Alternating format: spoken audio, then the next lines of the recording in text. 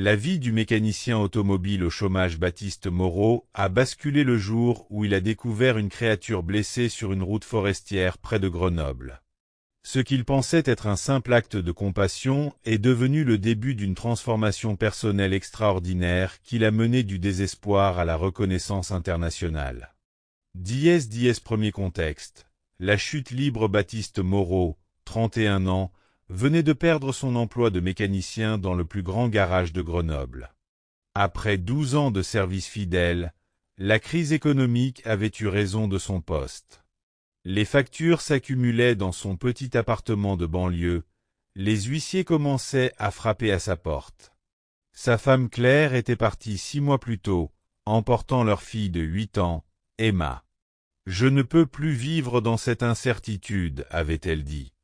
Baptiste se retrouvait seul, sans travail, sans famille, avec pour seule compagnie une bouteille de vin rouge chaque soir. Les entretiens d'embauche se succédaient sans succès. À 31 ans, il était considéré comme trop cher par rapport aux jeunes apprentis, mais pas assez expérimenté pour les postes de chef d'atelier. Son CV commençait à jaunir sur les bureaux des employeurs de la région Rhône-Alpes. Physiquement, il se dégradait. Les nuits d'insomnie, la malbouffe, l'alcool. Baptiste avait pris 15 kilos et développé un regard terne qui trahissait sa détresse. Ses amis évitaient ses appels, lassés de ses complaintes. Premier obstacle. L'effondrement total un matin de novembre, Baptiste reçut la lettre qu'il redoutait, l'expulsion de son appartement pour loyer impayé. Il avait 30 jours pour quitter les lieux. Ce jour-là, assis sur son canapé défoncé, il contempla sérieusement l'idée d'en finir. Il prit sa vieille Peugeot 306 et roula sans destination vers les montagnes du Vercors. La pluie battait le pare-brise, les essuie-glaces grinçaient. Il pensait à Emma, à Claire, à tous ses échecs. Peut-être qu'un accident de voiture semblerait moins volontaire. Arrivé sur une route forestière déserte, il stoppa la voiture et coupa le moteur. Le silence était assourdissant. Baptiste pleura pour la première fois depuis des mois, laissant sortir toute la douleur accumulée. C'est dans cet état de détresse absolue qu'il remarqua quelque chose d'étrange dans le fossé. Première solution.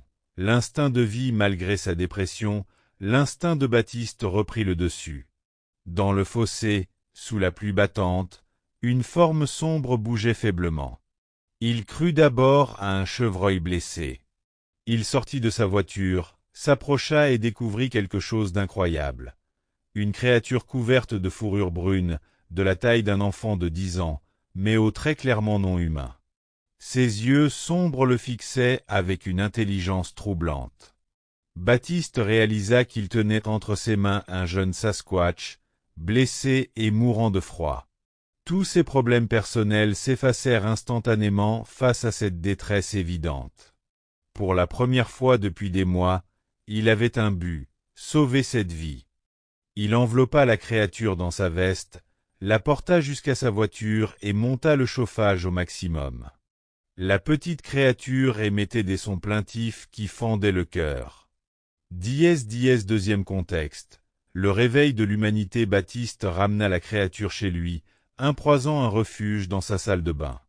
Il nettoya ses blessures avec les produits qu'il avait sous la main, lui donna de l'eau tiède et ce qui ressemblait à de la nourriture appropriée, fruits, légumes, un peu de viande cuite. Pendant 3 jours, il veilla sur le jeune Sasquatch jour et nuit. Il appela son ancien patron pour dire qu'il était malade, mentit à sa propriétaire sur son retard de loyer.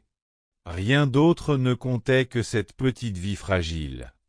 La créature commençait à reprendre des forces. Elle le regardait avec confiance, tendait parfois une main velue vers lui. Baptiste découvrait une communication non verbale, une connexion émotionnelle qu'il n'avait jamais expérimentée. Cette expérience réveilla quelque chose en lui qu'il avait oublié, la capacité d'aimer sans attendre en retour, de se dévouer complètement pour un autre être. Deuxième obstacle. Le dilemme moral le 4e matin, Baptiste entendit des bruits étranges dans sa cour. Regardant par la fenêtre, il aperçut une silhouette massive près de son cabanon, la mère Sasquatch, venue récupérer son petit. Baptiste fut pris d'un dilemme déchirant. D'un côté, il savait que la créature appartenait à sa famille naturelle. De l'autre, ces 3 jours de soins avaient donné un sens à sa vie vide. Et s'il révélait l'existence de ces créatures, il pourrait devenir riche, célèbre. La mère Sasquatch le regardait à travers la vitre. Dans ses yeux, Baptiste lut une supplication muette mais aussi une menace sourde. Elle était prête à tout pour récupérer son enfant. Baptiste comprit qu'il tenait là le moment décisif de sa vie. Allait-il choisir l'intérêt personnel ou l'altruisme? Deuxième solution. Le choix du cœur sans hésitation, Baptiste ouvrit sa porte et porta délicatement le jeune Sasquatch vers sa mère. La réunion fut bouleversante. La mère examina son petit, le serra contre elle, puis regarda Baptiste avec une intensité qui le marqua à vie.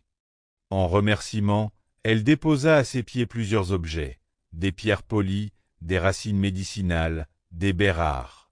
Mais surtout, elle toucha doucement son épaule de sa main massive. Ce geste simple transmit à Baptiste une émotion profonde, la reconnaissance.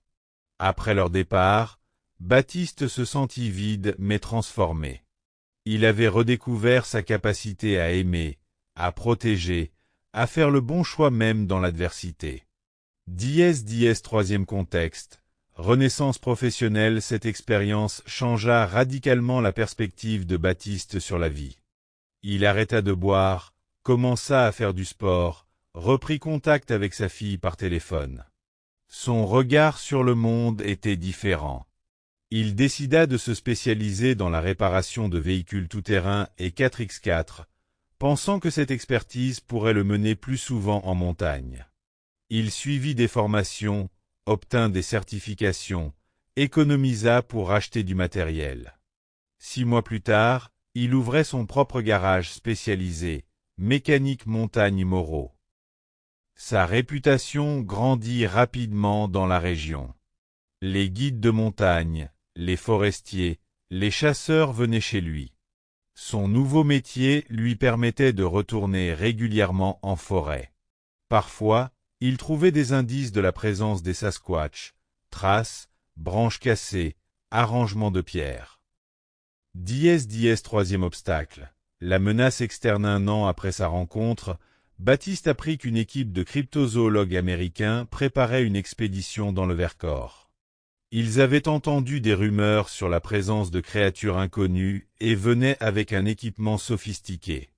Baptiste savait que si ces chercheurs capturaient un Sasquatch, cela signifierait la fin de la tranquillité de ces créatures.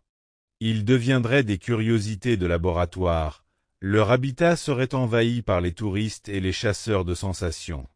Il était le seul humain à connaître leur existence et leurs habitudes. Il avait une responsabilité morale de les protéger. Mais comment un simple mécanicien pouvait-il arrêter une expédition scientifique financée par une université prestigieuse? La pression était énorme. D'un côté, révéler son secret pourrait aider les scientifiques. De l'autre, cela trahirait la confiance des créatures qu'il avait acceptées. Solution finale. Le protecteur Baptiste élabora un plan audacieux. Il offrit ses services de guide et mécanicien à l'expédition américaine, se faisant passer pour un expert local. Son objectif, les mener loin des vraies zones de présence des Sasquatch. Pendant 2 semaines, il guida l'équipe dans des zones désertes, réparait leurs véhicules en panne par hasard, sabotait discrètement leur équipement de détection. Il inventa des histoires locales pour expliquer l'absence de traces. Son action sauva la famille Sasquatch. L'expédition repartit bredouille mais satisfaite du professionnalisme de Baptiste. Elle lui donna même une excellente recommandation. Quatrième contexte. reconnaissance et expansion. Le bouche à oreille de l'expédition américaine donna une crédibilité internationale à Baptiste. D'autres expéditions scientifiques, des documentaristes, des aventuriers commencèrent à faire appel à ses services. Baptiste développa une activité de guide spécialisé en plus de son garage. Il menait des groupes en montagne tout en protégeant secrètement les zones sensibles. Sa connaissance du terrain était reconnue comme exceptionnelle. Il déménagea dans une maison plus grande à Grenoble, put offrir un week-end par mois à sa fille Emma. Claire commençait à le voir différemment, impressionnée par sa transformation. Financièrement, Baptiste était maintenant à l'aise. Plus important encore, il avait trouvé sa mission de vie, protéger les créatures qui lui avaient redonné espoir.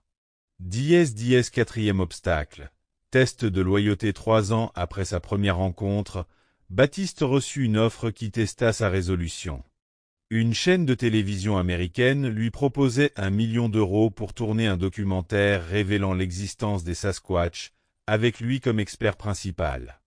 Cette somme résoudrait tous ses problèmes financiers, assurerait l'avenir d'Emma, pourrait même reconquérir Claire. Il aurait la célébrité, la reconnaissance mondiale. Mais cela signifierait aussi trahir les créatures qui lui avaient sauvé la vie. 1 million d'euros contre sa conscience et la sécurité d'une espèce vulnérable.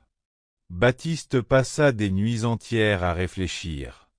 L'offre était tentante, mais chaque fois qu'il fermait les yeux, il revoyait le regard reconnaissant de la mère Sasquatch. Transformation finale. Le vrai succès. Baptiste refusa l'offre télévisée. À la place, il fonda une association de protection de la faune alpine, officiellement dédiée aux espèces menacées connues, mais secrètement organisée pour surveiller et protéger les zones de présence des Sasquatch. Son association reçut des subventions européennes, des dons privés, le soutien des autorités locales. Baptiste était devenu un acteur respecté de la conservation dans les Alpes françaises. Il organisait des formations pour les guides de montagne, sensibilisait les randonneurs au respect de la nature, développait des protocoles de préservation des habitats sensibles. 5 ans après avoir voulu se suicider, Baptiste était un homme accompli, reconnu, utile à sa communauté. Nouvelle identité. L'homme transformé. Aujourd'hui, Baptiste Moreau dirige l'une des associations de protection environnementale les plus respectées des Alpes. Il emploie 15 personnes, gère un budget de 800 000 € annuels, intervient dans des conférences internationales. Sa relation avec Emma s'est reconstruite. Elle passe maintenant la moitié de ses vacances avec lui, fascinée par son travail de protection de la nature. Claire, bien que toujours séparée, respecte l'homme qu'il est devenu. Physiquement, Baptiste est méconnaissable. Sport régulier, alimentation saine, sommeil réparateur, il a retrouvé la forme de ses 20 ans. Mentalement, il rayonne de confiance et de sérénité. Sa relation avec la famille Sasquatch continue. Ils se croisent parfois lors de ses patrouilles en montagne. Un regard échangé, un signe de tête discret. Ils savent qu'ils peuvent compter sur lui. Baptiste a secrètement documenté leurs habitudes, leurs déplacements, leurs besoins. Ces informations lui permettent d'orienter les politiques de conservation pour protéger indirectement leur habitat. Contraste de transformation absolue. Baptiste au départ, chômeur dépressif, alcoolique, isolé socialement, en instance de divorce, expulsé de son logement, surpoids, tendance suicidaire, sans projet ni espoir, dépendant financièrement, sans estime de soi. Baptiste transformé, dirigeant d'associations respectées, en excellente santé, réseau professionnel international, relations père-fille restaurées, propriétaire immobilier, forme physique optimale, mission de vie claire, indépendant financièrement, confiance solide, rayonnement personnel. Cette métamorphose radicale ne résulte pas du hasard mais de chaque choix éthique, de chaque action courageuse, de chaque sacrifice consenti pour protéger plus vulnérables que soi. L'expérience lui a appris que le vrai succès ne se mesure pas en euros ou en reconnaissance sociale, mais en impact positif sur le monde et en cohérence avec ses valeurs profondes. Chaque soir, en regardant les montagnes depuis sa terrasse, Baptiste repense à cette nuit pluvieuse où il a failli tout abandonner.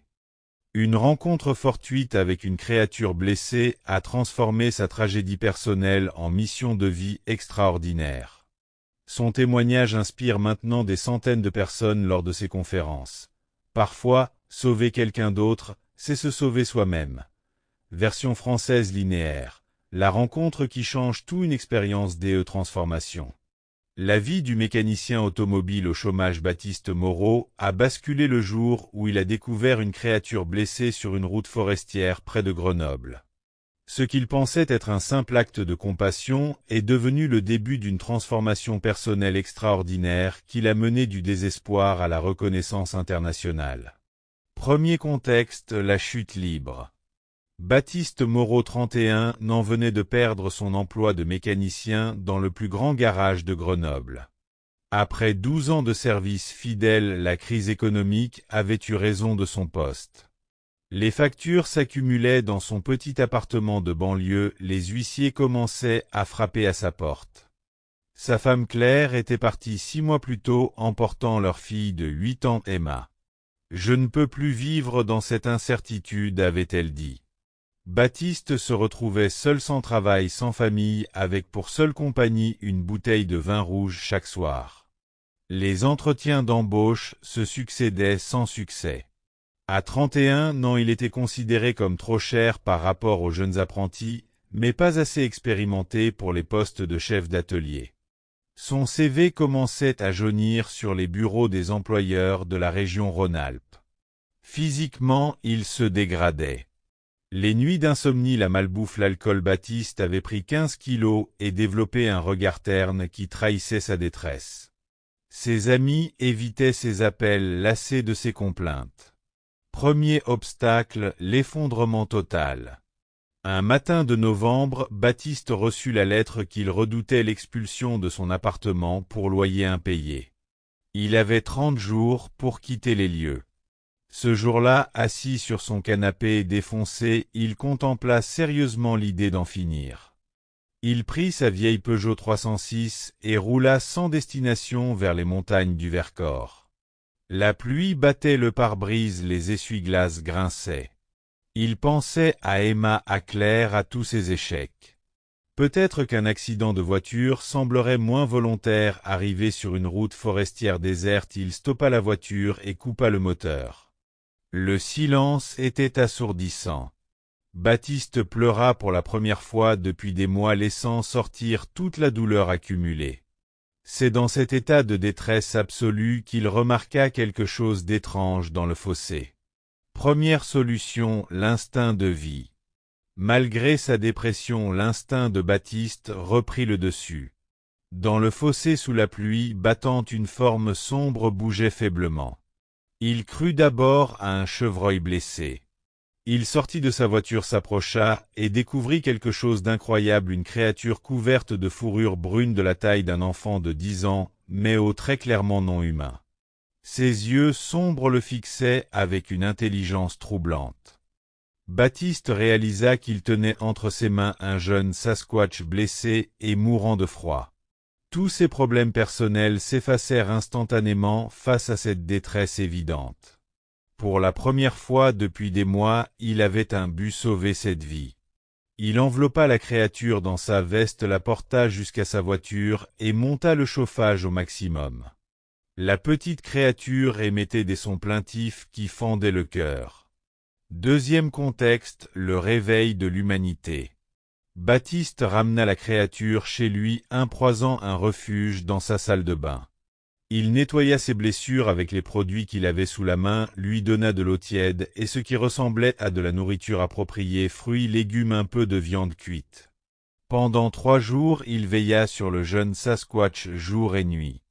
Il appela son ancien patron pour dire qu'il était malade, mentit à sa propriétaire sur son retard de loyer. Rien d'autre ne comptait que cette petite vie fragile. La créature commençait à reprendre des forces.